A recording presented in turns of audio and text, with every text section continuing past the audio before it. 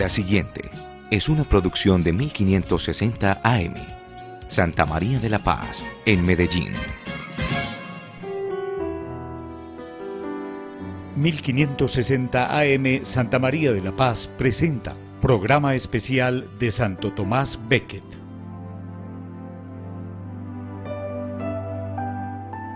Todo parecía presagiar una era de venturas para el reino de Inglaterra.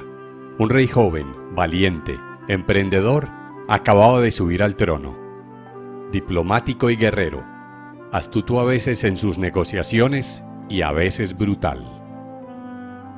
Enrique Plantagenet unía a una gran ambición una rara inteligencia práctica y una constitución robusta en extremo, estatura mediana, brazos musculosos, miembros atléticos, abundante cabellera rubia que enmarcaba en 3 líneas netas un rostro de rasgos enérgicos y acentuados. Uno de los primeros actos de su gobierno fue nombrar canciller al arcediano de Canterbury, Thomas Becket. Becket, hijo de un caballero normando establecido en Londres, estaba entonces en la plenitud de su vida. Su carrera había sido prodigiosa.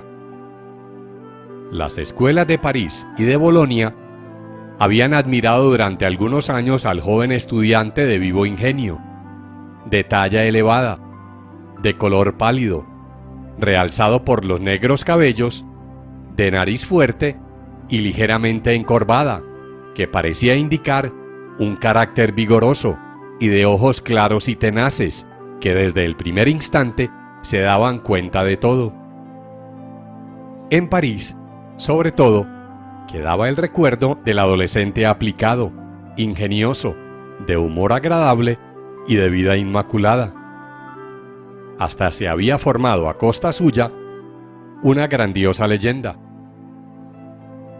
Al llegar la Cuaresma, los estudiantes tenían costumbre de reunirse para hacer el elogio de su dama, presentando algún regalo recibido como prenda de su amor. Como Tomás no tenía amiga ninguna, sus compañeros empezaron a hacerle el blanco de sus burlas. Entonces, el piadoso joven deja la asamblea encomendándose íntegramente a María y vuelve al poco tiempo con una cajita de marfil artísticamente labrada que contenía en miniatura un juego completo de vestidos pontificales. Al volver a su patria, encontró el hogar deshecho y la hacienda destruida por las revueltas políticas. Vacila algún tiempo sobre el camino que ha de seguir y logra finalmente ser admitido en el séquito del arzobispo de Canterbury. Algunas misiones delicadas llevadas a cabo en Roma por un encargo de su señor empiezan a formarle en el manejo de los asuntos y de los hombres, y a descubrir su talento de diplomático y administrador, a la vez que la integridad de su carácter. Arcediano de Canterbury, en 1154, ocupaba ya un puesto eminente en la Iglesia de Inglaterra cuando le llega el nombramiento de canciller del reino, con todos los honores, baronías, rentas y tenencias de castillos ajenos a esta dignidad. Las gentes le llamaban el segundo rey de los 4 reinos. Su vida en este tiempo era fastuosa y espléndida. Lebreles, halcones, gerifaltes, partidas de caza, prodigalidades principescas, reuniones mundanas y gustos del más brillante cortesano. Corría detrás de los ciervos y los jabalíes, jugaba a los dados y al ajedrez, hacía regalos espléndidos y usaba los vestidos más preciosos y elegantes. Una escuadrilla de 6 navíos estaba a su disposición para cuando tuviese que navegar en servicio del rey. Todos los marinos se apresuraban a servirle, porque sabían que su remuneración había de ser regla. A su mesa se sentaban siempre numerosos convidados, y el mismo rey se presentaba con frecuencia, sin avisar, para disfrutar de la charla de su canciller. Enrique gozaba teniéndole a su lado, Un día cabalgaban los dos por las calles de Londres. Era en medio del invierno, cuando la nieve llenaba las calles. Viendo un mendigo cubierto de harapos, dijo a Beckett: «Mira a ese pobre medio desnudo. ¿No te parece que sería una obra de caridad darle un buen capote?» «Efectivamente, señor», respondió el canciller, «y he aquí que llega a implorar vuestro socorro». El pordiosero va a cruzar entre aquellos dos caballeros, desconocidos para él, cuando Enrique le detiene diciendo: «Dime, amigo, ¿te gustaría tener una buena pelliza?» «Es una burla», pensó el pobre. Pero el rey, volviéndose hacia Tomás, le dijo: «Puesto que esta obra de caridad vale tanto, quiero dejarte todo el mérito». Y se esforzaba por quitar al canciller su pelliza de escarlata forrada de armiño.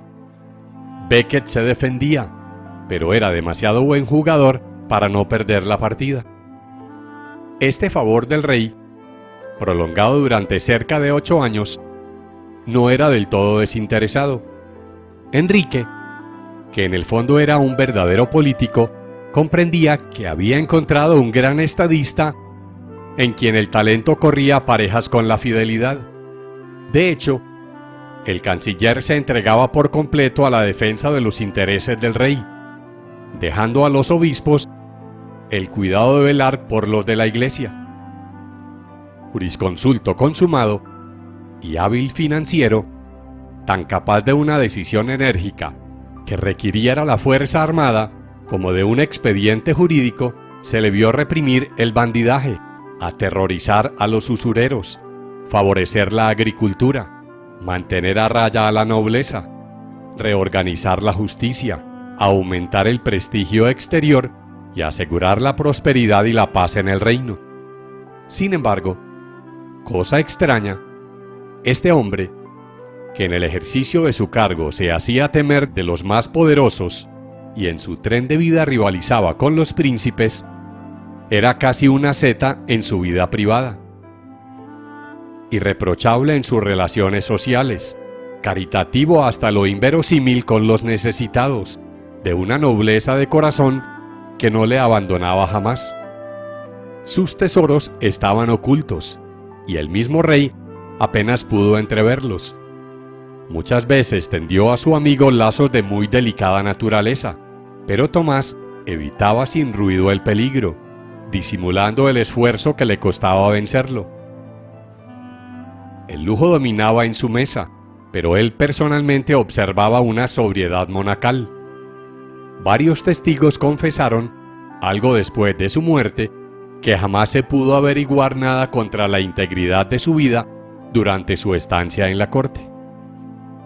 Engañado por la actividad infatigable de su canciller y por aquel boato exterior, el plan Genet no vio más que un aspecto de su carácter.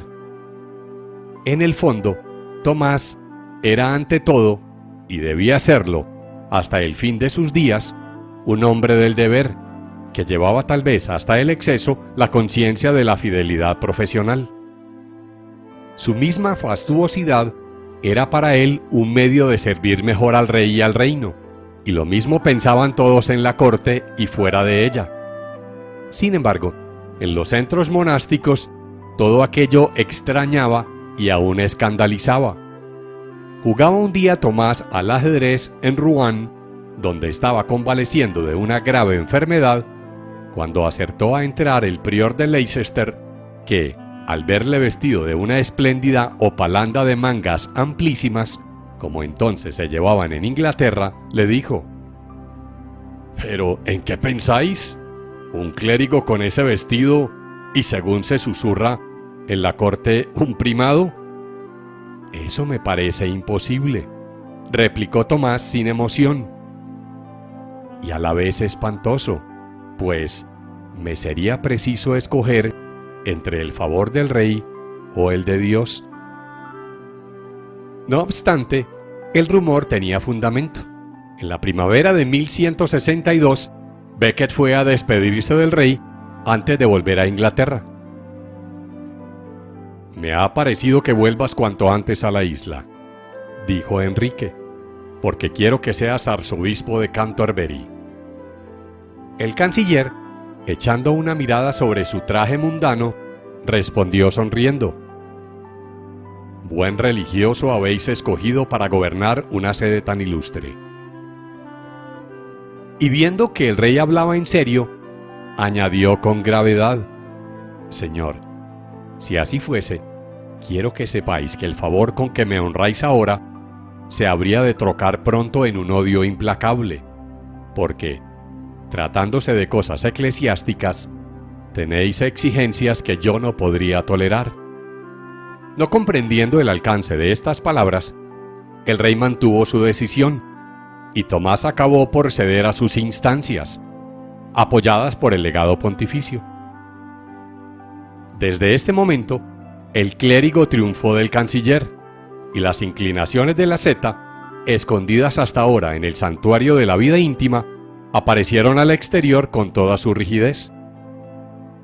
Fue una transformación como la que se obró siglos adelante en la existencia de Carlos Borromeo. La fisonomía del arzobispo de Milán tiene muchos de contacto con las del arzobispo de Canterbury.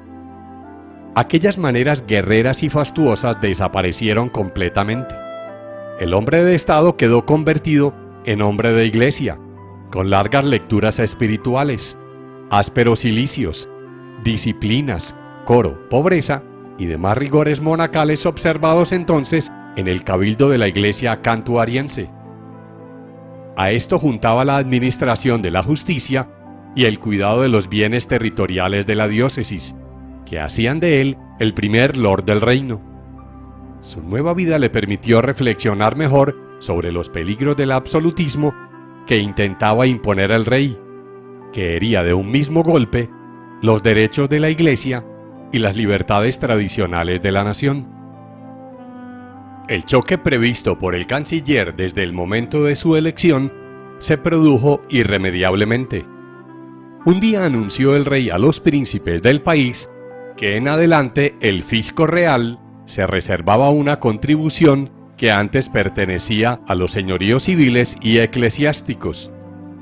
La asamblea, estupefacta, guardaba silencio cuando el primado tomó la palabra en nombre de todos, diciendo: Señor rey, vuestra alteza no puede apropiarse ese dinero. Por los ojos de Dios, repuso el rey encolerizado, mi fisco exigirá este censo. Por el mismo juramento, replicó Becket con serena majestad, juro que ninguno de los terratenientes de mis iglesias entregará una sola moneda a vuestro fisco. El rey no respondió, pero todos comprendieron que estaban rotas las hostilidades. Poco después, hubo un nuevo encuentro con motivo de la jurisdicción de los tribunales eclesiásticos. Se trataba de exigir que todo clérigo culpable fuese remitido al tribunal del rey para sufrir su pena. El episcopado en masa se opone, alegando que aquello era contrario a todos los usos de Inglaterra. Enrique cambia de táctica y se contenta con pedir a los obispos que acepten las viejas costumbres. Descubriendo el lazo, Tomás se conforma con las viejas costumbres, pero salvo el derecho de la Iglesia. Enrique comprende que ha sido burlado, pero, hábil en recursos, trabaja para dividir el episcopado, negocia en Roma y logra una carta en que se invita al arzobispo a ceder en bien de la paz. Tomás acepta la fórmula real, pero dejando a salvo la buena fe. El rey se declara satisfecho, y el 30 de enero de 1164, en la asamblea de Clarendon, redacta en 16 artículos las viejas costumbres en la asamblea de Clarendon, y exige su aceptación. Tomás promete verbalmente su observancia, pero no tarda en darse cuenta del sentido regalista que inspiraba aquella legislación. Entonces, pesaroso de haber claudicado momentáneamente, pronuncia contra sí mismo una suspensión ad divinis, se abstiene de todo ministerio eclesiástico, hace las más duras penitencias y escribe al Papa implorando su perdón. Alejandro, en una respuesta paternal, le consuela, recordándole que en toda obra lo que importa es la intención. La suya ha sido buena y no tiene por qué atormentarse de aquella manera. Entretanto, el rey estaba furioso. Tomás es arrastrado delante de un tribunal de caballeros y condenado a prisión perpetua. Pero logra evadirse entre las aclamaciones de la muchedumbre y los vituperios de los cortesanos. A un magnate que le llama traidor, responde con estas palabras: si no tuviese este orden sagrado, os diría en el campo quién soy. En Francia, Luis VII le recibe con veneración. El Plantagenet le reprocha su generosa hospitalidad con un exarzobispo. ¿Un exarzobispo?, responde el rey francés. ¿Quién pues le ha depuesto? También yo soy rey, pero no puedo deponer al menor clérigo de mi reino. La política brutal de Enrique va más lejos. Amenaza a Alejandro III con ponerse bajo la obediencia de un antipapa que acababa de crear el emperador alemán Federico Barbarroja. La situación es difícil en Roma. Nombrado legado pontificio y habiendo vuelto con ese motivo a Inglaterra, Tomás Becket se dispone a excomulgar a Enrique, pero en la corte pontificia le detienen. Con grosera insolencia, Enrique se jacta de haber triunfado, de tener al Papa en el puño y de haber comprado a los cardenales, y exige a Tomás que se someta a las viejas costumbres sin reserva alguna.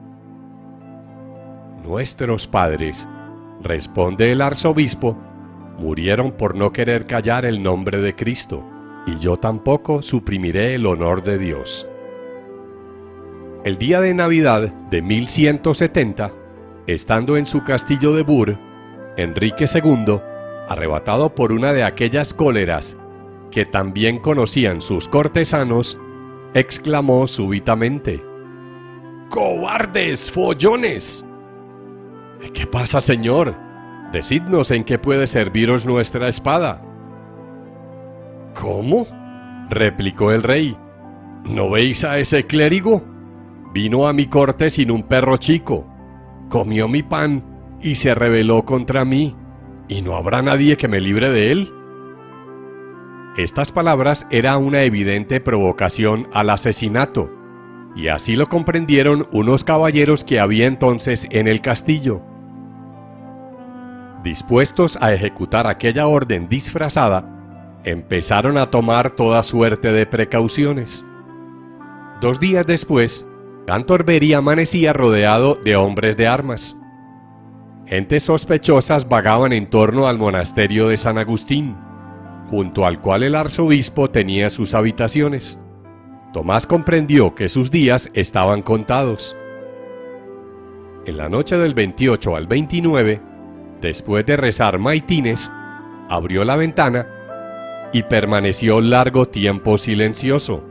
Luego, dirigiéndose bruscamente a los que le asistían, interrogó: ¿podríamos llegar al puerto de Sandwich antes de amanecer? Ciertamente, respondieron. Pero el arzobispo murmuró mirando otra vez al cielo: que se haga la voluntad de Dios y en la iglesia que Él me ha dado. Al día siguiente, Tomás bajó al refectorio, como de ordinario. Terminada la comida, se retiró a su habitación con algunos monjes, entre los cuales estaba Juan de Salisbury, y allí conferenció algún tiempo con ellos, sentado sobre la cama, que, más que para descansar, le servía para decorar la sala. A eso de las 3 de la tarde, la puerta se abrió y entraron 4 caballeros que se sentaron frente al primado sin decir palabra. Al fin, uno rompió el silencio, saludando con el saludo que se dirigía a las gentes de humilde condición. «Dios te ayude». Un vivo rudor coloreó el rostro de Tomás, pero se contuvo. Después, uno de los cuatro le intimó las voluntades del rey. «No puedo», contestó Tomás, y añadió: «Todo el que ofenda a la iglesia de Dios me encontrará en su camino». Los caballeros abandonaron la habitación, pero una hora más tarde sus hombres llenaban el claustro. Era el momento en que tocaban a vísperas. Serenamente, el arzobispo se dirigió a la iglesia con algunos familiares. «¿Dónde está el traidor?», gritó una voz en el sagrado recinto. Nadie contestó. «¿Dónde está el arzobispo?», dijeron aún a los asesinos. «El arzobispo está aquí», respondió Tomás. «El traidor no». Uno de los cuatro, haciendo su capa, intentó sacarle del templo, pero el arzobispo se agarró fuertemente a una columna diciendo: «Truán, termina aquí mismo tu crimen». Fulguró una espada en la penumbra invernal, viniendo a dar en la cabeza del mártir. Después, un hacha cae en el mismo sitio. Tomás sigue en pie rezando. Un tercer golpe le arroja en tierra. La corona episcopal, la parte superior de la cabeza, está casi desprendida del resto del cráneo. Pero la santa víctima recoge el último aliento para decir de rodillas ante el altar de San Benito: «Muero por el nombre de Jesús y la defensa de su iglesia». Tomás, muerto, consiguió el triunfo de la causa por la cual había luchado toda su vida. El rey, sobrecogido de espanto, se encerró en su palacio sin hablar con nadie durante varios días. La Constitución de Clarendon fue anulada. Se restablecieron los viejos privilegios. Se reconoció la justicia de las reclamaciones del muerto. Y mientras en Roma se canonizaba al defensor de las libertades eclesiásticas, se vio en Canterbury a Enrique Plantagenet arrodillarse como peregrino y penitente ante la tumba de su antiguo canciller, y despojado de las insignias de la nobleza, someterse a la vergüenza de la flagelación en presencia de los obispos, los abades y los monjes. Y llegamos hacia el final de este programa especial de Santo Tomás de Becket. Que Santa María de la Paz los acompañe y gracias por su atención.